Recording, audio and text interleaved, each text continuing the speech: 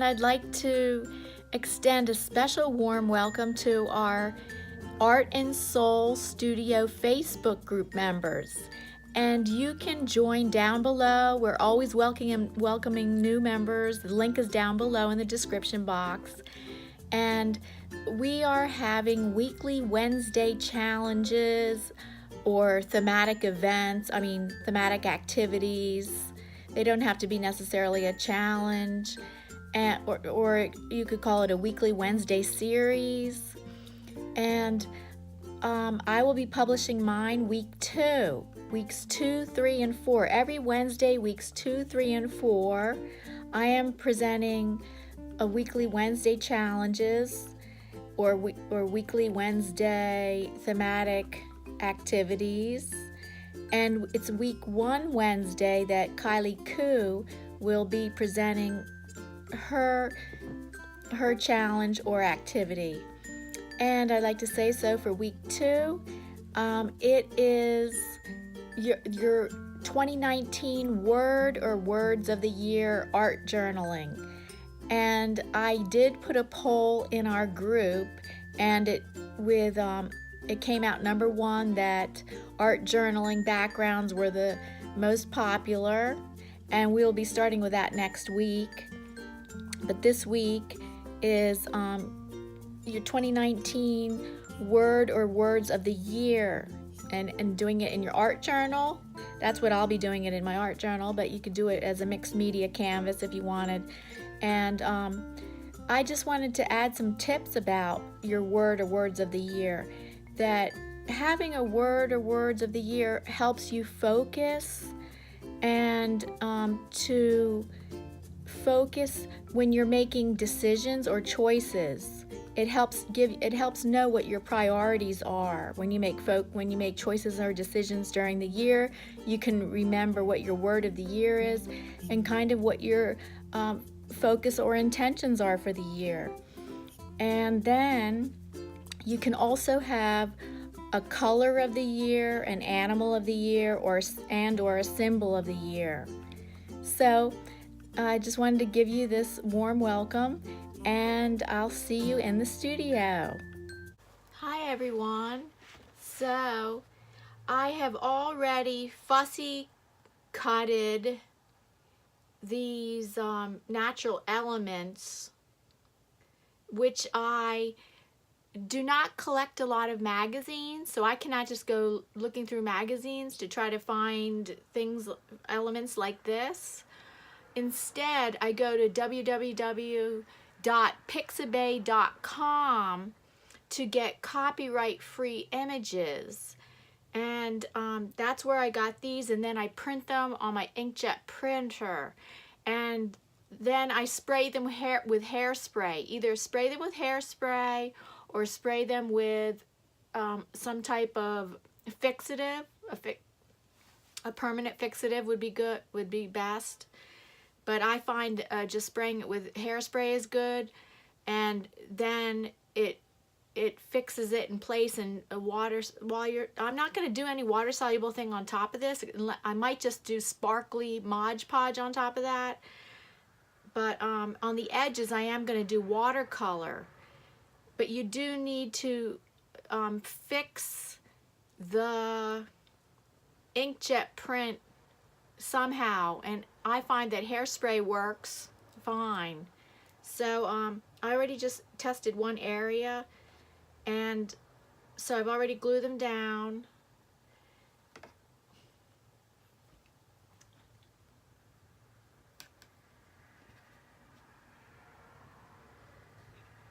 And I'm just going around the edges, and then I want to do dripping, because I'm going around the edges because I want to make this look less pasted on, make it look more like blended into the page, kind of like it was painted, well, I should use green if I want to make it really look like it was painted on the page. Maybe I should be using green. So let me say, instead of blue, green might be better for making it look like it was painted on the page. And then this is for my 2019 2 words of the year, which are nature and nurture. So that's why we have these beautiful pictures of nature.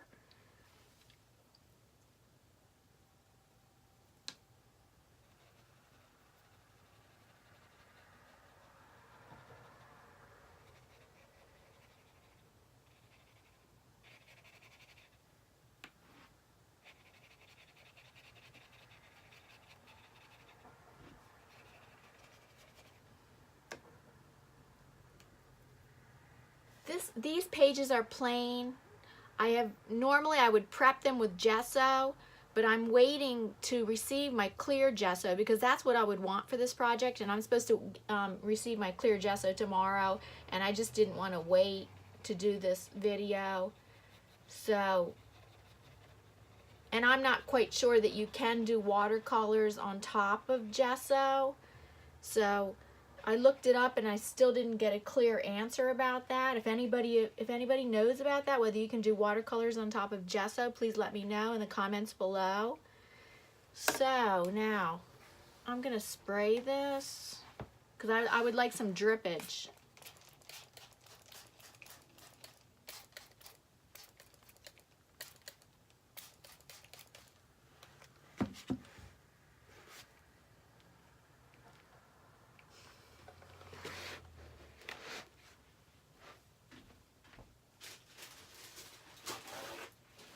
And I need a paper towel because I don't want to mess up my cover.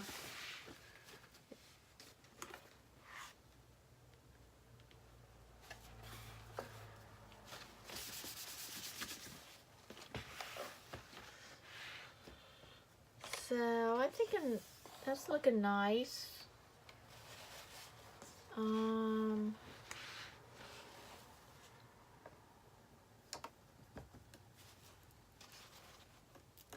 It's interesting. I'm going to kind of have like this in the middle, like here. I don't know if I would like this line right there. I don't know, maybe I should blend that out. Good thing it's still wet, that I can blend that out.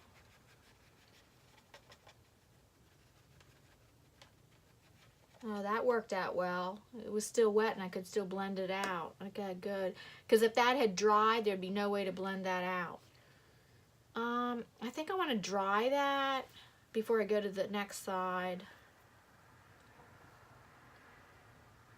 Maybe it may not matter. Maybe I could dry them all together. So I think I can go to the wet side before drying that.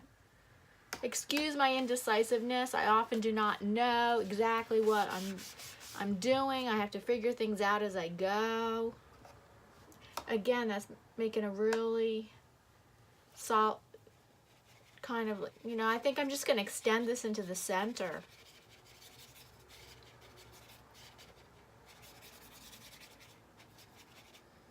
And maybe use a bigger brush. Yeah, and just extend that out to the center. That works well. Okay. And I think I'm ready for this side. Again, I'm using a pointy watercolor brush. You can see what size it is. It's kind of medium, small to medium. Again, let's see. I think green is the best. Green, or is on this side maybe pink? There's a lot of pink here. Maybe pink is in my watercolor set. You see, it's a Japanese, I forget the name of it, Japanese watercolors, and no pink. Of course, that means just use red with lots of water.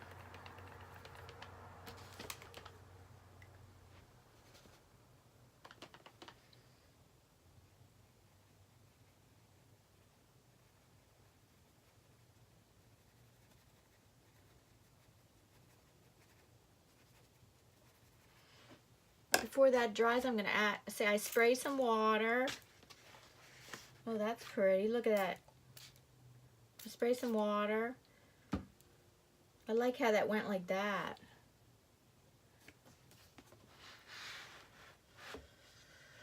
Without even dripping, it moved. The water does make it move. I like that. Okay,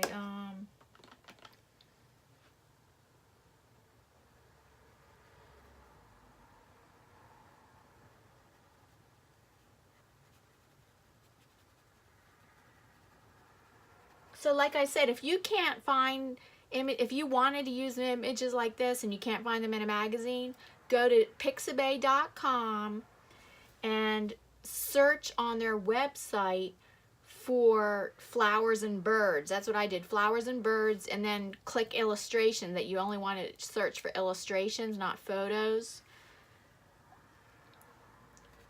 And then my second time I did a search, I searched just for flowers. And these are copyright free images. We're allowed to use them.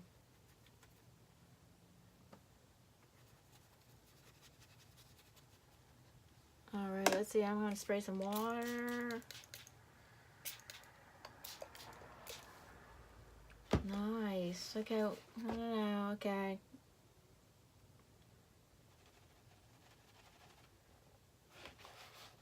That drip is kind of weird.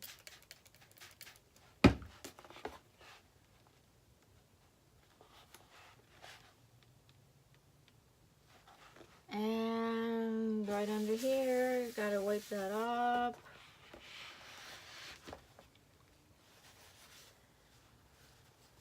And I'm using mixed media paper. This journal, this art journal, is heavyweight mixed media paper, so you either need to use that or watercolor paper. Or if you're using thin pages, you should glue a bunch of, like in your journal, glue like 2 to 3 pages together and just glue them together to make them thick enough for water media. So let me see. I'm liking that. Nice. Do I need to extend this out to the middle? I don't think so, because that one had made a straight line of it, but this one I kind of like what's going on right here. I like this variation right here. So I'm ready to dry that with my hair dryer. I just use a hair dryer.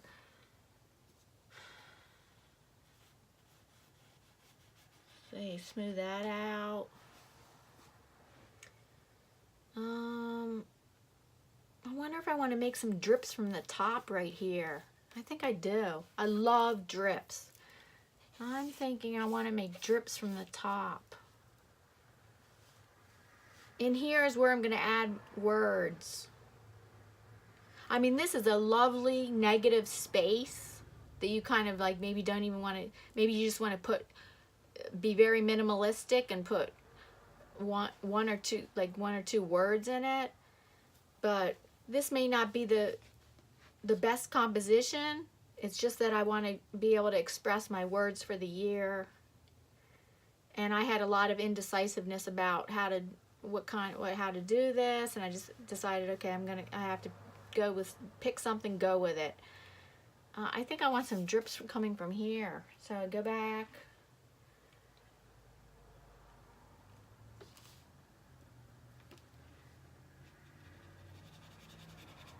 To my green.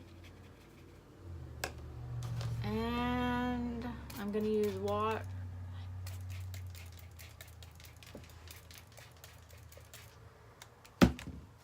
That sure made drips.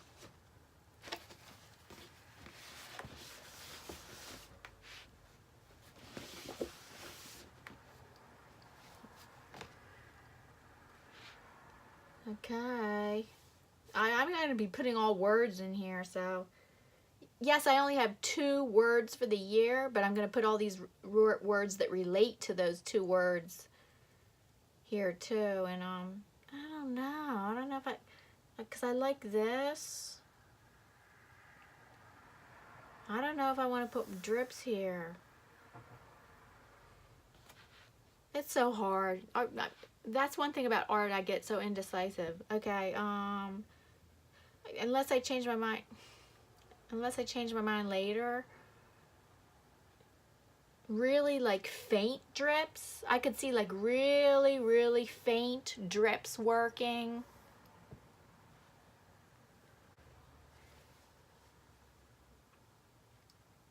I mean, I really like this, what's going on here. And I can't decide whether, like, oh, drips on this side, does that not look right because there's no drips on this side? I don't think so. I think that's fine. Either that, or I just make really, really faint drips, or leave it like that. I don't know, I'm gonna leave it like that for now. I mean, okay, so I need to dry this, and I have my page of words, which I've printed out in different fonts, some that look like handwriting. I like that. Nurture and nature are my 2 words for the year. And I've added other words that relate to that, and I need to cut these up. So I'm going to be going off camera, drying this, cutting these, and maybe talking about these words as I use them. So it's going to be magical miracle of 1 second when I come back. Okay, so I've pretty much placed the words where I want them to go. Nature, nurture. This side is words that have to do with nurture, and this side has to do with nature. And I'm just going to use a glue stick. I've pretty much placed them where I want them to go. I'm not sure if I'm going to have this filming the whole time I glue. We'll see. Okay, so nurture. And words that have to do with nurture. Patience. Yes. Being patient is much more nurturing than being impatient. And sometimes I am impatient with myself, impatient with others. Love. Love definitely is all about nurturing. That's how you show your love. Is one of the ways you're showing love is through nurturing.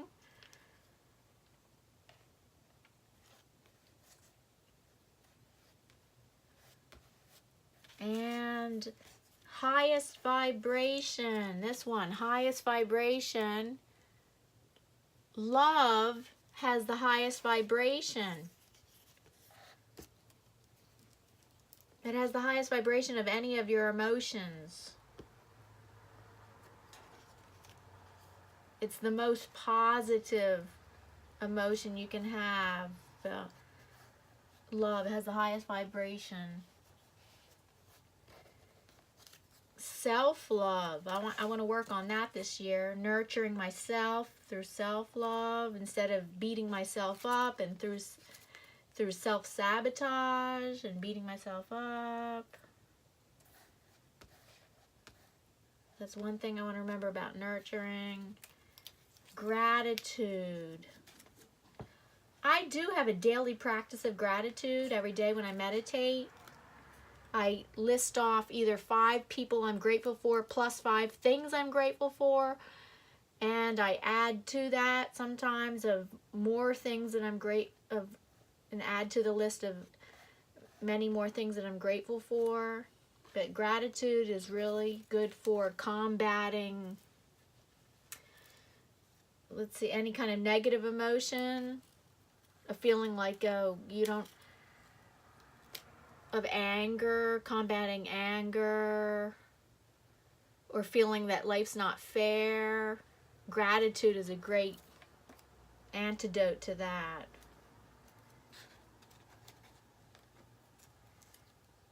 And I think it's part of nurturing. And let's say, okay, this word, compassion, right? Compassion for myself and for others. Imagine yourself in somebody else's shoes. That's right. And good enough. Feeling good enough. Right. That's part of nurturing yourself. Not beating myself up, feeling like, oh, I'm not good enough. That's part of nurturing myself. I'm gluing some of the picture down as I go. I see some of it's peeling back up. Now, nature. I want to get inspired more by nature this year. I want to focus on nature more and remind myself to look to nature more often. Even though I live in the suburbs with lots of houses around, we have tons of deer that come and visit our backyard. We have lots of wildlife around. It's unbelievable. Woodchucks, deer, raccoons. I don't know what else. I can't think, but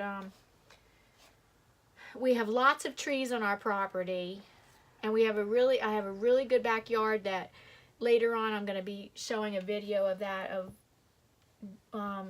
an activity I'm going to do involving being inspired by nature. I'm going to be taping it for my backyard. Gardening. Now, gardening, my mother was a huge gardener, a huge organic vegetable gardener, and while I was growing up, we just ate all organic vegetables. And when I bought my own house several years ago, I started doing some flower gardening on my own. I had never done flower gardening, but now I moved away from that house when I got married 7 years ago, and I planted flowers like once in 7 years. Yep, don't laugh, please. Once in 7 years, but my goal or my intention is for this year to getting closer to nature, to do a little bit more flower gardening this year at my house and planting flowers. This one is inspiration. Yes, I'm missing the S in that, but I don't care. It's going to be fine. Inspiration from nature. And this is, what is this one? Moon cycles. Okay, I forgot to talk about moon cycles. As part of being closer to nature, I am trying to record and follow the moon cycles as it relates to my energy and my emotions this year. And this one says rhythms of nature.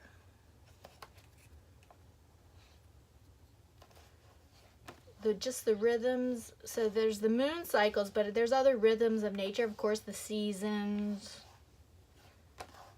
But within the season, there's different rhythms within the season. So I'm going to get to know more about that and get closer to that this year. That's my intention. So I'm finished, and there, you know, there's the option of outlining these words, but I don't think I have the patience for outlining each one of these words, and I'm just definitely not going to do that on camera, of outlining each one of these words. I might do it off camera. So thank you so much for watching. I hope this was some inspiration to you, and I will love to see what you guys do in your art journal, or if you want to do a mixed media canvas of your 2019 word or words for the year. Okay, thank you so much for watching.